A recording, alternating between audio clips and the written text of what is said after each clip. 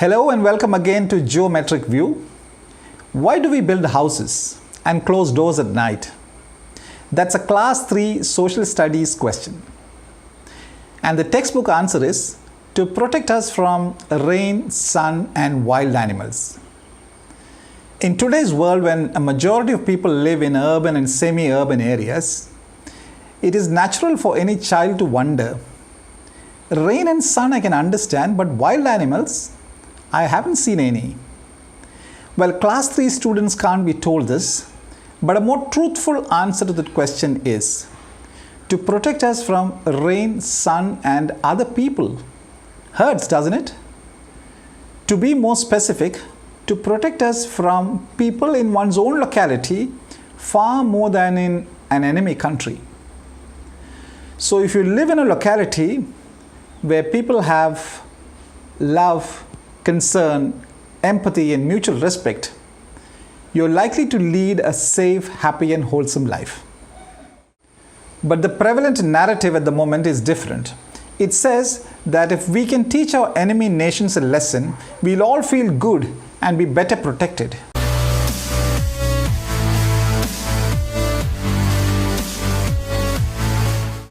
So there's this buoyant mood in the country this week as 5 Dazu Rafales have landed in Ambala, Haryana this week, each of them costing more than a whopping 16 billion rupees. I was at the Le Bourget Aéroport in 2011 reporting the Paris Air Show for the Economic Times when the Rafales were displayed. At that time, the Manmohan Singh government had almost sealed a deal with France's Dassault Aviation to purchase 126 Rafales at just over 5 billion rupees each. A good 9 years later, we now have the first 5 of 36 Rafales that we have agreed to buy in a renegotiated deal in which each aircraft will cost more than 16 billion rupees. While the arrival of the Rafales have sparked deserving celebrations, it would be wise to stay sober about some ground realities that have nothing to do with the Chinese or the Pakistanis eyeballing us, but all to do about how we Indians are treating ourselves. Let's look at a few recent incidents from Arattapuzha in Kerala to Tuticorin in Tamil Nadu, onto Guna district in Madhya Pradesh and right up to Uttarakhand in the north. In Tuticorin, Tamil Nadu, a father and son, Jay, Raj and Benix, are picked up by police for the crime of keeping their little mobile shop open beyond the COVID lockdown hours. And what the family gets back are their severely ruptured bodies. One report said that so much blood oozed out of their bodies that their lungis had to be changed 5 times. Thank God, at least 2 women stood up in Tamil Nadu against this dastardly act. One of them posted that story on social media, which traveled far and wide, and another, a brave woman constable of that same police station, was willing to testify against virtually all of her colleagues. That woman constable probably would need a personal Rafale to protect herself from all her colleagues through her career. Then there was this incident in Guna district, Madhya Pradesh, where we see how our cops evict a visibly impoverished farmer Dalit couple.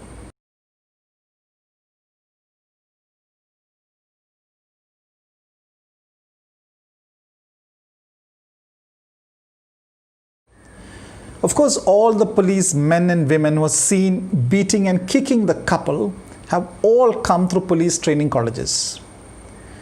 What would have happened to that couple after the incident? We don't know. Who cares? And what would happen to the police officials involved in the incident? Or they'll face a high-level inquiry. And further north in Uttarakhand, this is what cops did to a youth for riding a bike without a helmet, stabbing his bike key right into his forehead. Most often, these assaults on fellow Indians, their tortures and murders happen slowly but steadily in Test cricket fashion, but sometimes it can go into limited overs cricket style, like 2 years ago in Tuticorin again, when unsuspecting men and women protesters were fired at, taking more than a dozen lives. And to think this is the land of Buddha, Ashoka and Gandhi. This year marks 101 years since the Jallianwala Massacre in Amritsar, Punjab, when British Colonel Reginald Dyer asked his soldiers to shoot at men, women and children who had gathered at the park. His soldiers had kept firing until they had nearly finished their 1,650 rounds of ammunition, leaving nearly 400 dead and roughly 1,000 injured. What has changed in these 101 years from the time India had British masters to now?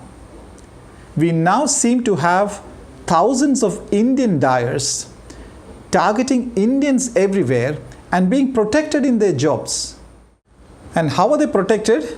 This week, for instance, we heard of a court in Mathura handing life terms to 11 policemen who are accused in the killing of an ex-royal in Rajasthan, Raja Man Singh, in 1985, which is 35 years ago.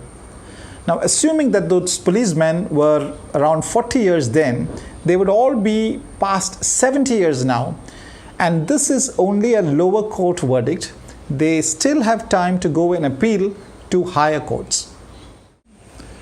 No wonder custodial tortures are being done with impunity, and one study says there have been 1,727 custodial deaths in 17 years between 2001 and 2018.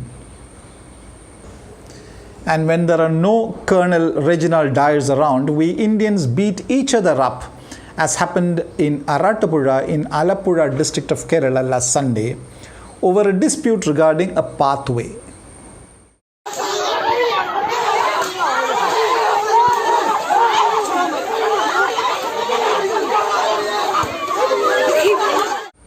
But this week we swell with pride over the Rafales, which have a top speed of 1.8 Mach, which is around 2,000 kilometers per hour. While they display their brutal power in the skies, we can't overlook the brutality we unleash on some of our own who travel at less than 10 kilometers per hour. Great nations are also compassionate nations, with compassionate people like this man KP Jaisal, who in 2018 lent his back to so many people during a flood rescue operation. He never asked the people who trod his back what language they spoke, what religion they belonged to, or what food they ate. And great nations don't behave like gangsters.